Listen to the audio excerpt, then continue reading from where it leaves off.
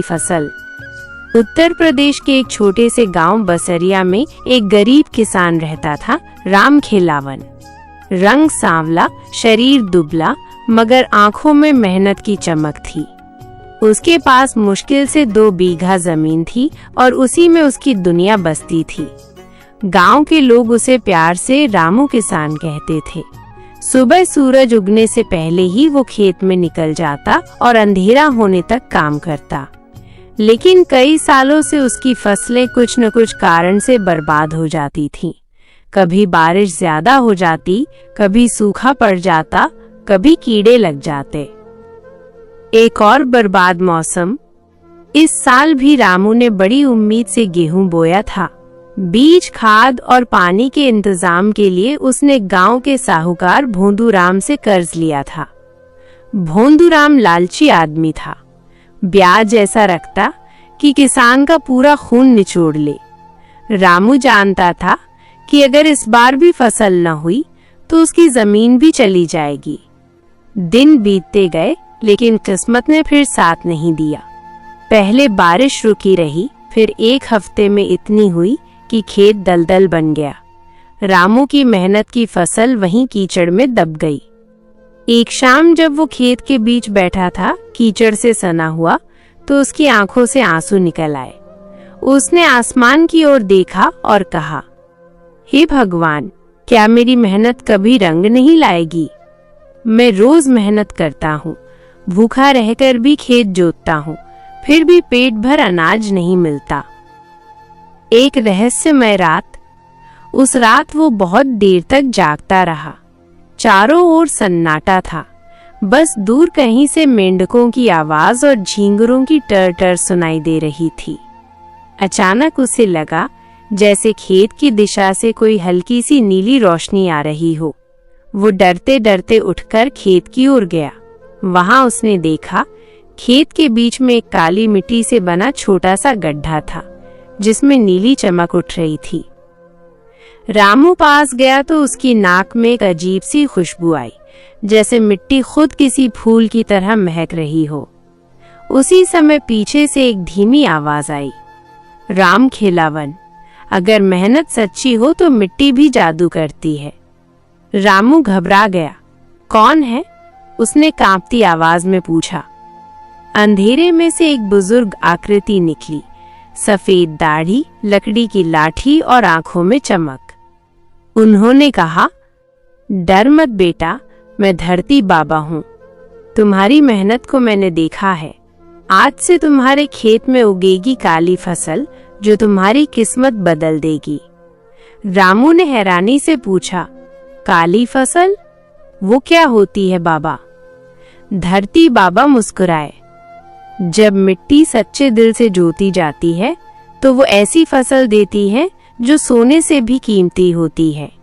बस इसका रहस्य किसी से कहना मत, वरना इसका असर खत्म हो जाएगा। इतना कहकर बाबा गायब हो गए।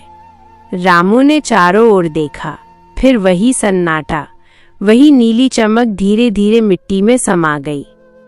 काली फसल का चमत्कार। अगले ही दिन उसने उसी जगह बीज बो दिए। कुछ हफ्तों बाद वहां से उगी काली रंग की पौधे, जो उसने कभी नहीं देखी थीं। गांव वाले हंसने लगे।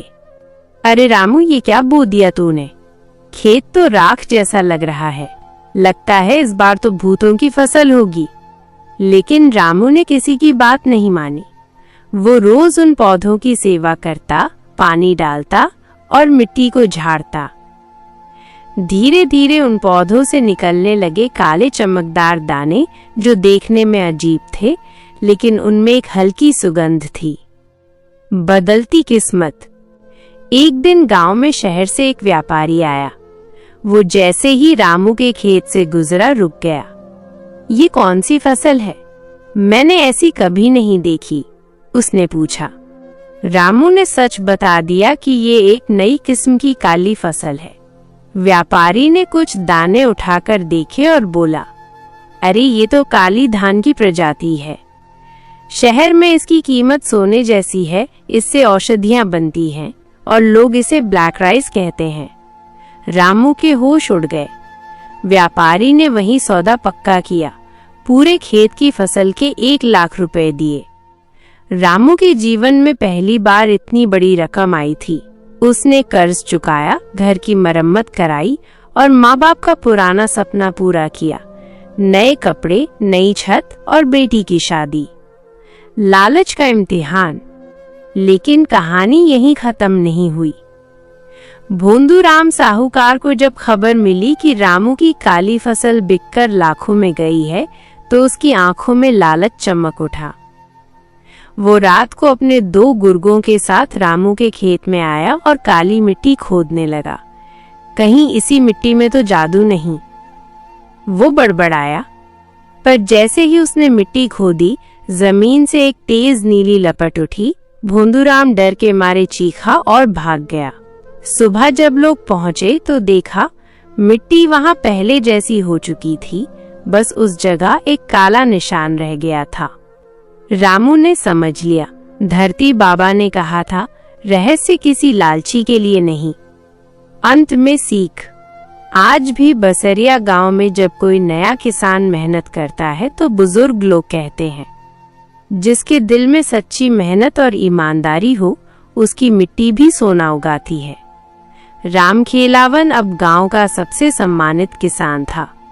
उसने गांव के हर गरीब किसान को सिखाया कि जादू बीज में नहीं, मेहनत में होता है। संदेश। जमीन तभी फलती है जब किसान का दिल सच्चा हो। मेहनत कभी व्यर्थ नहीं जाती, बस वक्त आने पर धरती उसका जवाब देती है।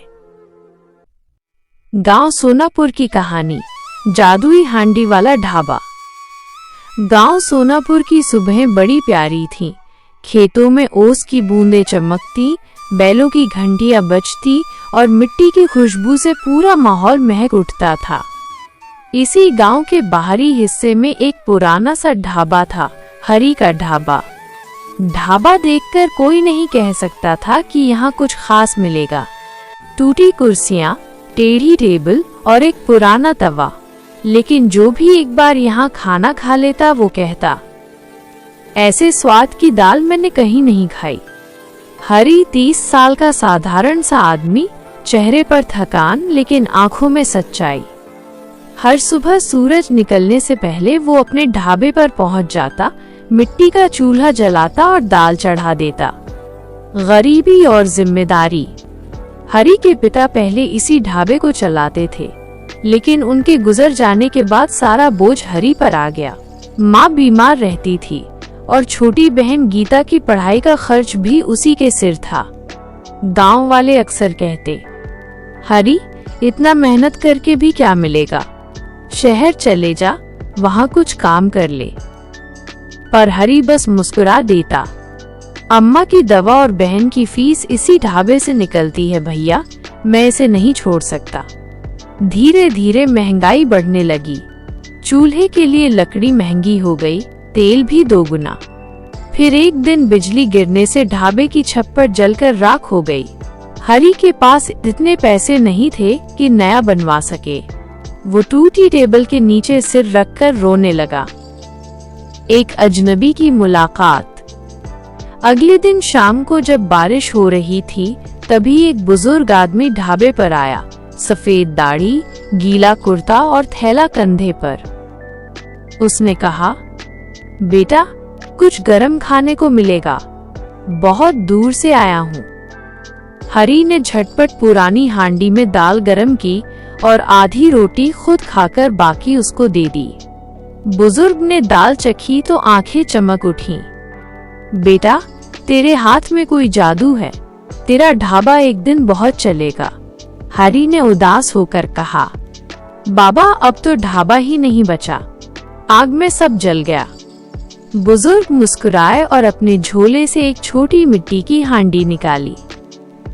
इसे संभाल कर रख, जब इसमें कुछ पकाएगा तो स्वाद अपने आप फैल जाएगा। लेकिन याद रख, लालच मत करना, हमेशा सच्चे दिल से खिलाना। हरी ने आदर से हांडी ले ली। पल भर में बाबा गायब हो गए, जैसे धुंध में घुल गए हों। जादुई हांडी का असर। अगले दिन हरी ने उस हांडी में दाल बनाई। जैसे ही दाल उबलने लगी, ढाबे के आसपास एक मीठी खुशबू फैल गई। गांव के लोग दौड़ते आए। हरी, क्या बात है, आज तो खुशबू पूरे खेतों तक जा रही है। जिसने भी दाल खाई वो कहता, अरे ये तो स्वर्ग जैसा स्वाद है। धीरे धीरे हरी का ढाबा मशहूर हो गया। पास के कस्बे और शहरों से भी लोग आने लगे। ढाबे के बाहर लाइन लगने लगी। कभी जो हरी के पास एक तवा भी नहीं था, अब उसके पास बड़ा तंदूर, साफ सुथरा ढाबा और मुस्कुराता चेहरा था। सफलता और लालच का मोड़। एक दिन शहर से एक बड़े होटल का मालिक आया। हरी, तुम्हारे ढाबे का नाम अब शहर तक पहुंच गया है। मेरे होटल में शेफ बन जा, महीने के 20,000 दूंगा। हरी ने कहा, मैं गांव छोड़कर नहीं जाऊंगा साहब, मैं यहीं खुश हूं। लेकिन उसी रात कुछ लालच ने उसे घेर लिया। उसने सोचा, अगर इस हांडी में और महंगे मसाले डाल दूं तो स्वाद और बढ़ जाएगा, फिर शहर वाले मुझे लाखों देंगे। अगले दिन उसने वैसा ही किया। महंगे मसाले, घी, ड्राई फ्रूट सब डाल दिए। पर जैसे ही दाल उबली, जलने की बदबू आने लगी। लोग आए, खाया और बोले, हरी, आज तेरी दाल में वो बात नहीं रही। हरी समझ गया। बाबा की बात याद आई, सच्चे दिल से खिलाना, लालच मत करना। उसने झट से सारा घी फेंका और फिर उसी सादे तरीके से दाल बनाई और चमत्कार फिर से हो गया। खुशबू, स्वाद और लोगों की मुस्कान लौट आई। अंत का वरदान। कुछ महीनों बाद उसी बुजुर्ग बाबा फिर आए। हरी ने उनके पैर छू लिए। बाबा, आपकी हांडी ने मेरा जीवन बदल दिया। बाबा मुस्कुराए, बेटा, ये हांडी जादुई नहीं थी, जादू तेरे दिल में था। सच्चाई और मेहनत जब पकती है तो स्वाद अपने आप जादू बन जाता है। हरी की आंखों से आंसू बह निकले। उसने उस हांडी को अपने ढाबे के कोने में रख दिया। अब वो हर दिन उसी में खाना बनाता और जो भी भूखा आता, चाहे गरीब हो या अमीर, उसे पहले खिलाता फिर खुद खाता। धीरे धीरे उसका ढाबा जादुई हांडी वाला ढाबा के नाम से मशहूर हो गया। गांव के बच्चे कहते, अगर दिल से मेहनत करो तो हर चूल्हा जादुई बन सकता है। मेहनत और सच्चाई से पकाया गया हर निवाला सबसे बड़ा जादू होता है। जब दिल साफ हो तो चूल्हे की राख भी सोने में बदल जाती है।